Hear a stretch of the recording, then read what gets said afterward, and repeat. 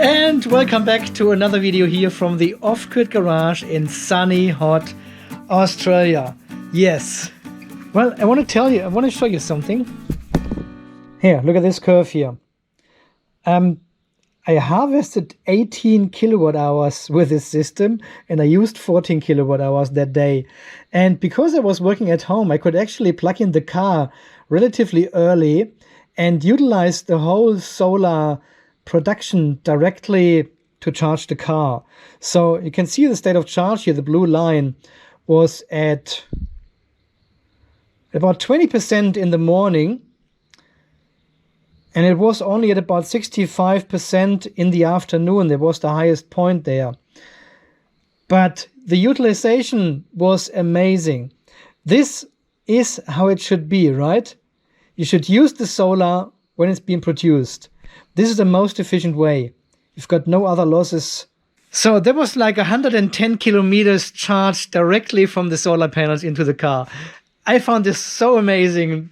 It's insane, right? Well, guys, talking about energy, I had a few comments and messages and emails from people who were asking about if I would do any projects with 18650 cells or any other lithium chemistry batteries. And you may remember one of my very, very early videos here on the channel from last year. I actually started the project to replace the two 12-volt AGM batteries, the lead acid batteries, in my solar gate at the front of the property here with lithium-ion batteries. And we started here on this table, and we had like 56 batteries lying on the table there. And I showed you how to match them, how to make these 8P cells, so 8 parallel batteries, how to match them perfectly up for a 7S 8P battery I wanted to build for the solar gate to replace these two AGM batteries here. And I still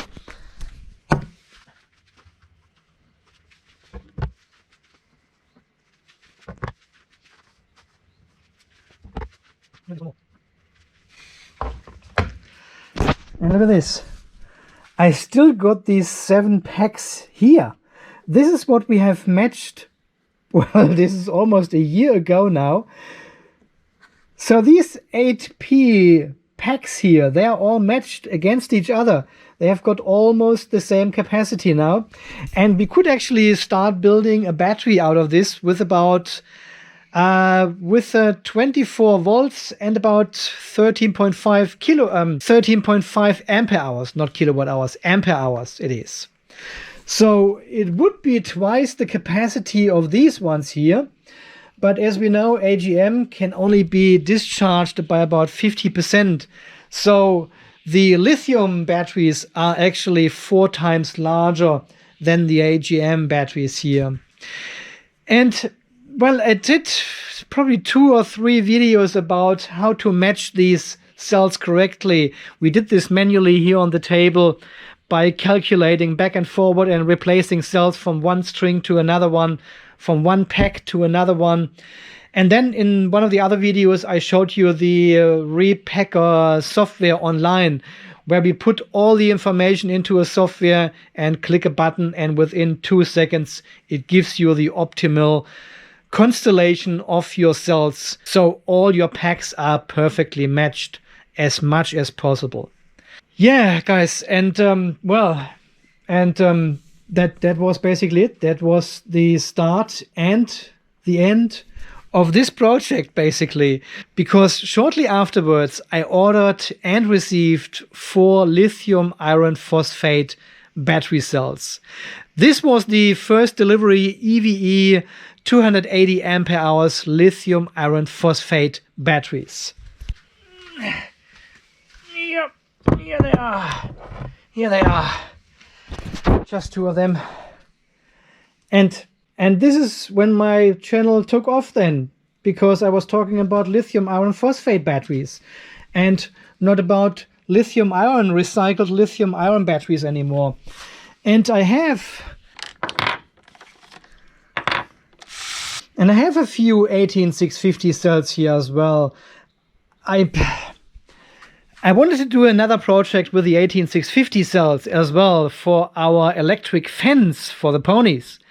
Because you probably guess it, there is a 6-volt AGM battery inside the solar energizer, which dies basically twice a year. It totally gets deeply discharged and the battery is only good for the first 6-8 weeks. And then it starts failing again and the ponies escape. And I've got this little plastic ammunition style case here. It's like a little toolbox situation here. And I wanted to do some projects with the 18650 cells as well. I've got a dumb BMS here already.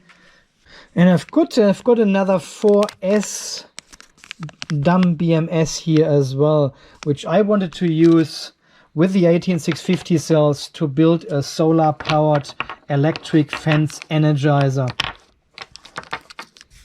Yeah, these were all the little projects I had in mind, what we can do here on the channel.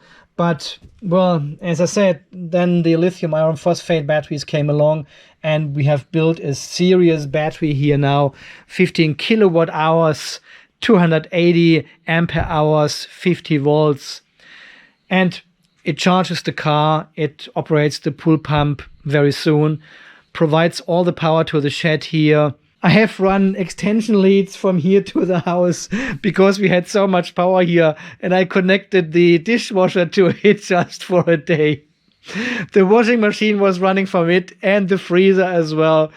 I just plug it in. If my wife is not at home, I just plug in some loads inside the house to use the power here because the battery is always full. I just haven't got enough loads at the moment. Yeah, I can only do this when my wife is not there because she gets really annoyed because of all the extension cables everywhere. So yeah, well, coming back to the lithium ion situation here with these cells, I'm not sure if this actually is still a thing. I know a couple of years ago, people have started collecting these 18650 cells from used laptop batteries and cracked the old batteries open, harvested all the cells, measured them, grouped them together, matched them into packs and built huge power walls with it. We've got Pete here from the HB Powerwall YouTube channel. He's not far away from me in Brisbane, and he has built huge power walls with these 18650 cells. We've got Jehu Garcia in California, who has built huge power walls with 18650 cells as well. But guys, honestly, is this still a thing in times where we have very cheap lithium iron phosphate batteries? Okay, I've never looked into this box actually, never ever. I looked into this one here. These are brand new, unused Palo 32700 cells, lithium iron phosphate. Well, we know they don't have 7.2 ampere hours here on capacity, but they have around 5.5 ampere hours, and I think they are still great. And I've got 8 in a box here, brand new, never used them. This is a 24 volt system here, and I really think using used laptop batteries in any form, 18650s or these flat ones here, if you compare this to lithium iron phosphate batteries, and I mean these ones here cost you $4, so this is a $32, $35, including shipping, maybe $40 for this box here, brand new lithium iron phosphate batteries. And these 8 batteries here, look, they even come with holders. And these 8 batteries here, they could easily replace my AGM batteries in the front gate, and I would have no problem at all with these batteries here, with these cells. I can slap a cheap Bluetooth BMS on it. Guys, I even bought the solar charge controller for this project, for the solar gate. a good EP ever. This is actually the smallest I could find. This is a 1224 volt lithium, 10 amps, 60 volt maximum PV voltage. So 260 watts. The solar panels are only, I think they're only 20 watts down there, 2 times 10 watts, charging the AGM batteries. You know, the gate gets operated probably 2, 3, maximum 4 times a day. Sometimes not at all. And I've done all the calculations. So these 5 ampere hours here, because we can use the full 5 ampere hours, this gives us more energy than the 7.2 ampere hours in AGM already here. And this is probably, and look at the size, this is almost the same size as one of these batteries here. So I'm not sure. That's what I didn't really reply to any of your comments or requests of that. I thought about this for a long time, and I always have these battery packs lying here, and I said, well, we need to do something with it. I have matched them now all. I've tested and measured them all now. But is it really worth it? Should I take this risk and put all these used laptop batteries here together?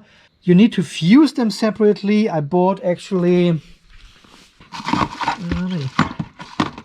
can't find it in a moment.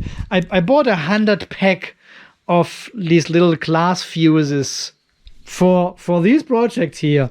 5 amps each or something, very small glass tubes only. So we can solder them directly to the cells and have them all in parallel, but individual fused. That was the whole plan. But I never could get my hand around and said, well, what are we doing with all these cells? How do we design the battery actually with it? Do I need to isolate them all? Because this is the positive terminal here, the outside.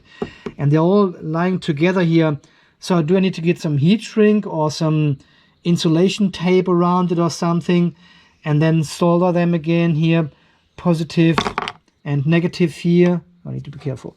And put these glass fuses on there and connect this all with cables together to little bus bars or something, and then have them all in parallel, and then have these packs in series to get to our 24 volt, and then connect the BMS to all this. And then these batteries came along, and Palo came along with these very cheap lithium iron phosphate batteries, which are much safer to use.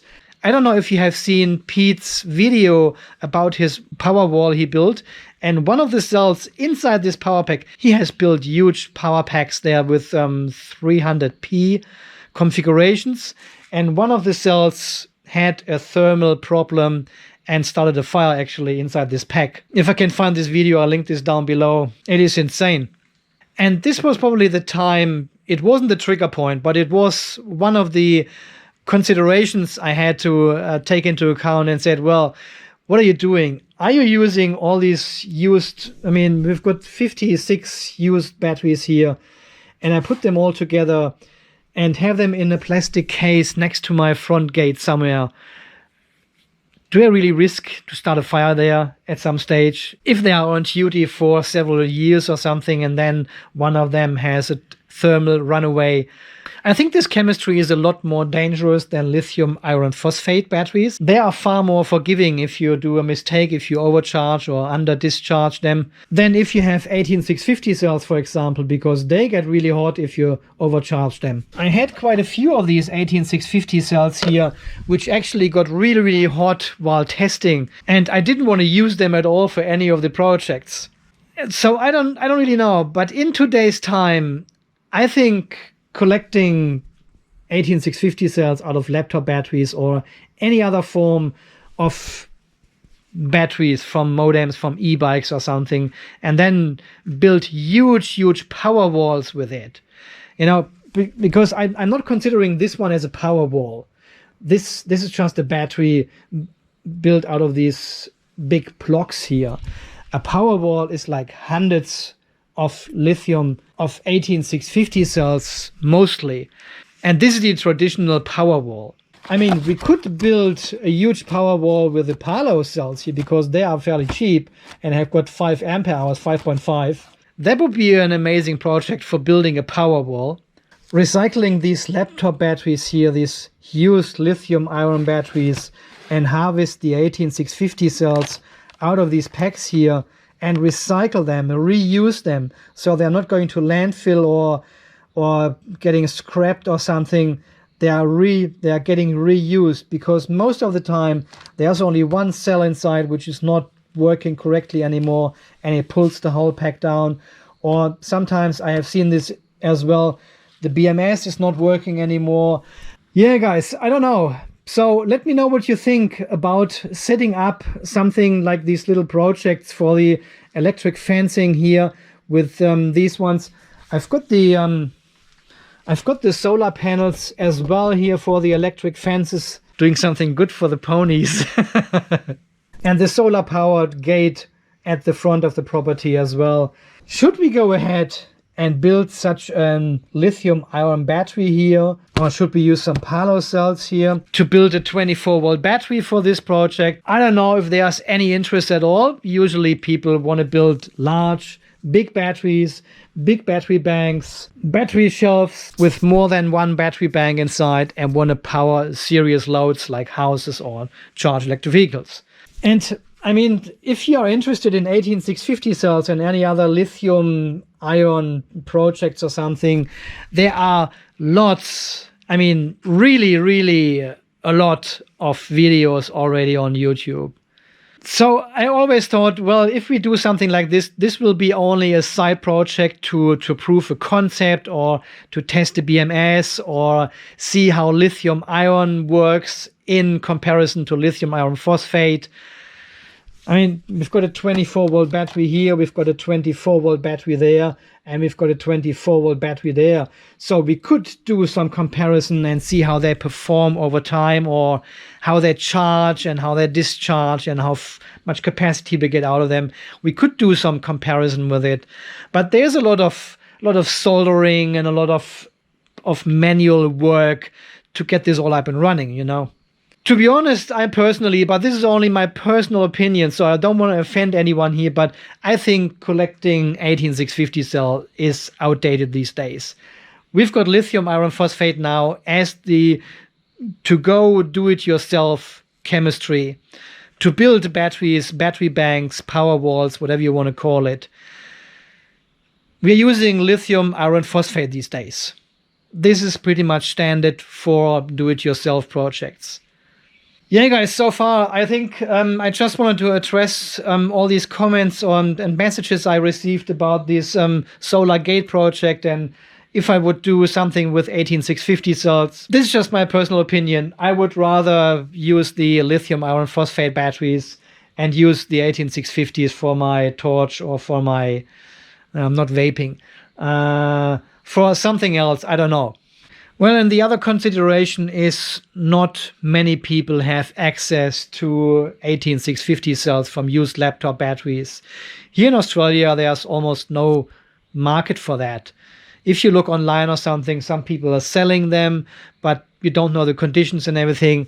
It's not like in the US when you watch Jehu Garcia's channel. He gets like boxes and tons, pallets full of boxes with used modem and e-bike batteries he can take apart and has huge capacities. And he can actually sell them online. But there's pretty much no market here in Australia for that. So I cannot get any decent amount of these batteries here at all to build a Powerwall or something. So I'm really dependent on deliveries from China, lithium iron phosphate, Palo cells, or the prismatic cells here from EV. And I'm grateful you picked this topic up again, because, as I said, the batteries were always here on the workbench since I grouped them together months ago, almost a year ago. So what are we doing? What is your opinion about? Is this still a thing? 18650 cells, lithium ion batteries, building something out of it, manual, putting cells together to build a battery, like 20p configurations and things like this. Is this still a thing? Personally, I think it's outdated. This time is gone. I think it's not worth it, and you're taking a risk by putting used battery cells together from different charges, different manufacturers, different capacities. Even if they are measured and everything, I personally think it's not worth it to replace these AGM batteries in the front gate, I would use the 8 Palo cells here in the box, brand new ones. $35, $40 including shipping. We slap a BMS on it. We can still use the solar charge controller here, and we can have well, we can make a little project out of that if this is of interest. I want to do this anyway, so I'll probably put this here on the channel anyway then. Yeah guys, let me know your thoughts about this. I'm really keen to read your comments here. And as always guys, stay charged, stay safe, and we shall see us again in one of the next videos here on the channel again. So thank you again for watching. See you then. Bye bye.